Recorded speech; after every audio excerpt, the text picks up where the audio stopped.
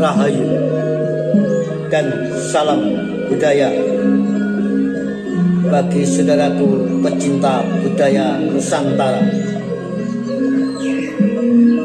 Mari kita simak dan ikuti kembali kisah lanjutan legenda Penangsang dalam Kidung Tahta Asmara, karya Nasirun Purwo Tatum, yang saat ini telah memasuki episode ke-27 dengan judul Terbakar Kabar. Saudara, di episode yang lalu dikisahkan bahwa Adipati Haryo Penangsang tidak bisa menahan amarahnya karena telah tertuduh menjadi seorang pembunuh dan seorang pengkhianat di lingkungan kerabat Kesultanan Demak Bintoro, di mana Haryo Penangsang dituduh telah membunuh Sultan Trenggono saat berperang di Panarukan. Rumor dan kabar yang telah menyebar itulah yang membuat Haryo Penangsang tidak bisa menahan amarahnya karena dirinya merasa difitnah, dan dia pun menghadap sang guru di Panti Kudus untuk menghadap Sunan Kudus.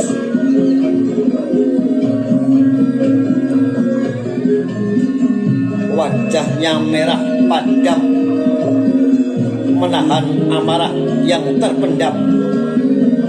Kedatangannya ke Panti Kudus memang hanya untuk minta petunjuk dari gurunya, karena sebenarnya ia telah meminta pertimbangan dari Patih Mataun. Namun lelaki tua itu justru telah menasihatinya dengan sesuatu yang tak mungkin dilakukannya. Patih Mataun justru memberikan nasihat untuk membunuh Raden Bagus Mukmin, nasihat yang telah membuat kemarahannya sontak terbakar. Usul yang sama sekali tak menyelesaikan masalah. Maka demi mencari penyelesaian yang jernih, ia mencoba meminta pendapat gurunya, dan ia telah berusaha menahan amarahnya yang sebenarnya telah tertahan sejak 2 bulan silam. Kekesalan yang sempat meledak di pendopo Kadipaten Jipang ketika mendengar usul patihnya setelah ia mendengar cerita yang disampaikan Haryo Panutas. Maka kali ini Penangsang tak mengajak Patih Mataun untuk menyertainya menghadap ke Panti Kudus. Adipati Jipang itu hanya meminta Ronggo Buwono untuk turut mendampinginya. Eyang, dan yang lebih menyakitkan lagi, Eyang, Haryo Mataram datang ke Jipang bukan untuk sekedar memberitahu pada Penangsang, melainkan justru seolah-olah ia lebih percaya pada kabar yang telah beredar daripada yang disampaikan kakaknya. Ia benar-benar kelewatan, benar-benar adik yang tak punya hormat pada kakaknya. Mataram. Demikian Kumang Penangsang penuh kekesalan. Geram tertahan itu kembali terdengar dari ucapan Penangsang. tapi amarahnya yang meluap sangat terlihat dari getar bibirnya. Sunan Kudus pun sekelebat teringat pada pertemuan di Panti Kudus silam.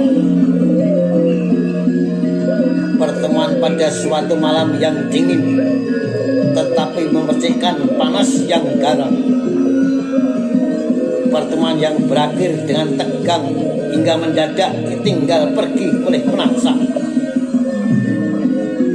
Ketegangan yang bermula dari ucapan Haryo Mataram yang telah menusuk perasaan sang Adipati Jipang Panolan. Lelaki tua ulama Kudus itu pun bangkit dari duduk bersilanya. Kendi berisi air yang berada di pojok ruang Jogo 1 diambilnya berikut 3 buah mangkok keramik yang berada di sebelahnya.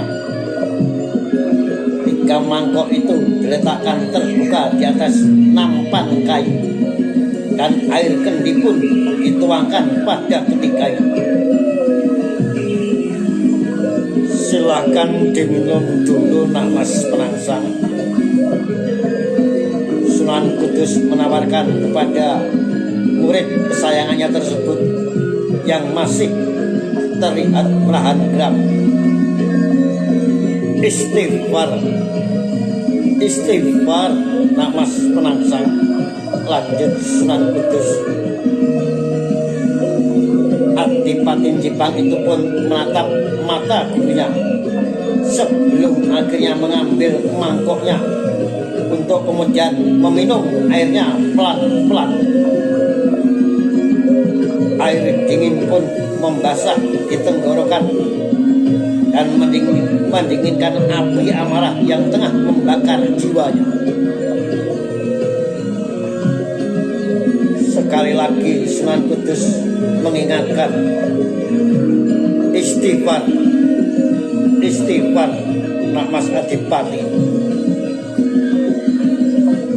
Latak duk walakal jannah.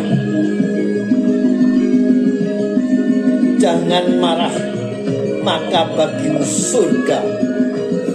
Demikian ucap Sunan Kudus kepada Haryo Penangsang. Penangsang pun berbisik dalam hati, Astagfirullahaladzim. Sunan Kudus pun menyerongkan mangkok satunya. Monggo Nak Mas Buwono. Ia menawarkan kepada seorang lelaki muda yang duduk di samping Haryo Penangsang. Dialah pepatih luar Jipang yang bernama Ronggo Buwono, yang merupakan kakak angkat Penangsang, anak lelaki Patih Mataun yang telah membantu mengurusi pemerintahan Kadipaten Jipang Panolan. Dengan perlahan lelaki berbaju kebesaran putih Jipang itu mengambil satu mangkok yang telah penuh berisi air dingin. Nun seweyang, ucapnya kemudian, kalau hamba boleh lancang untuk turut bicara dalam pertemuan ini, Kanjeng yang Sunan Kudus, kata Ronggo Buwono. Sunan Kudus pun mengangguk setelah menghirup air putihnya.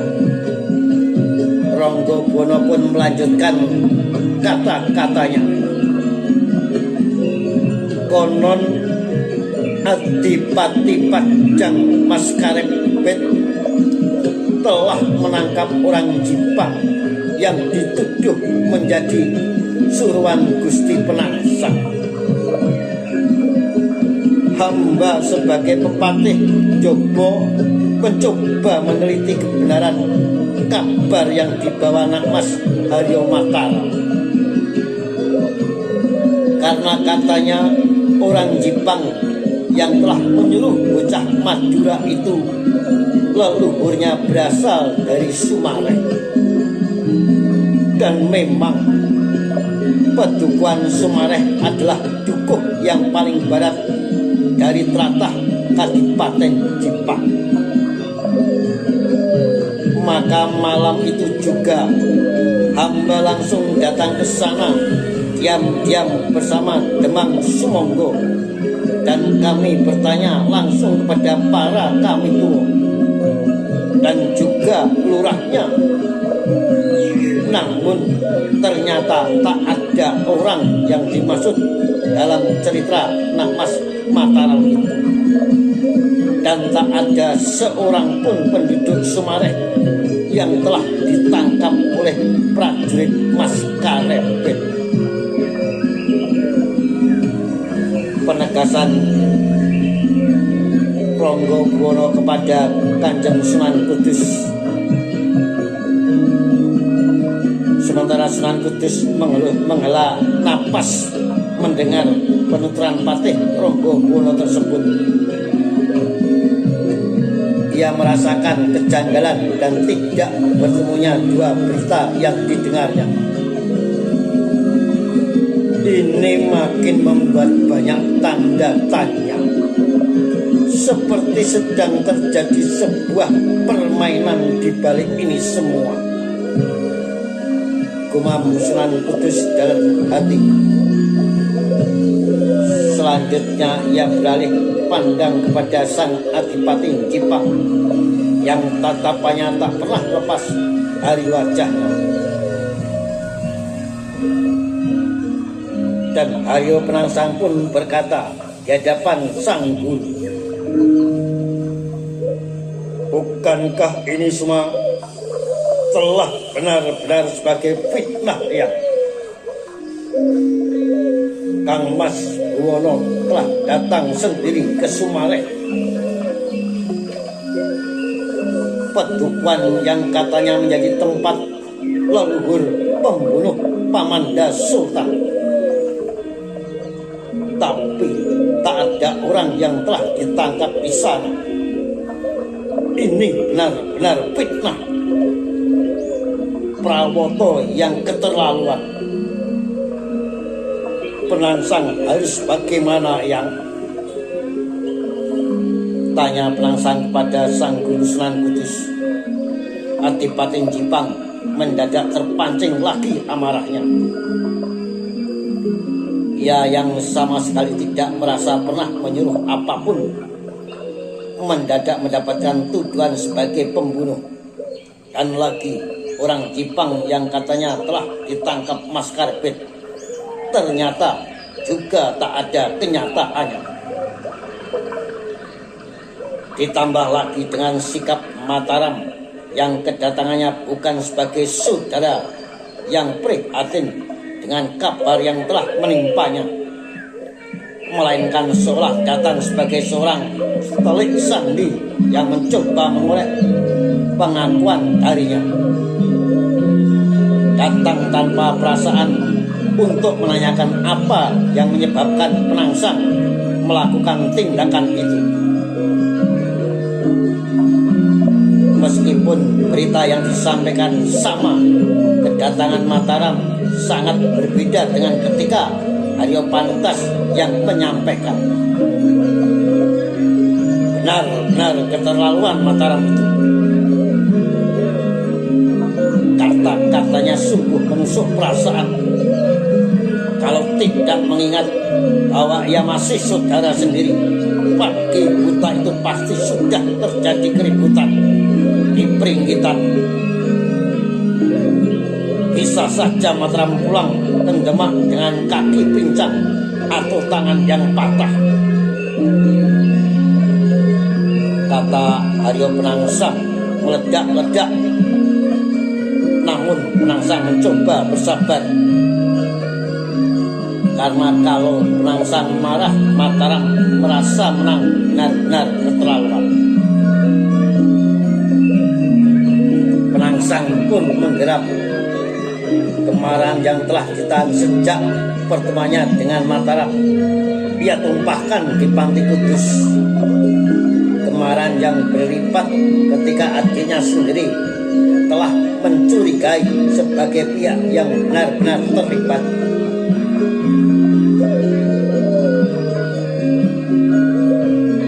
Mestinya tujuan dibuktikan dulu, jangan langsung disebarkan. Bukankah begitu sebaiknya yang Sunan Kudus? Kata Ronggobuwono mencoba menenangkan adipatinya.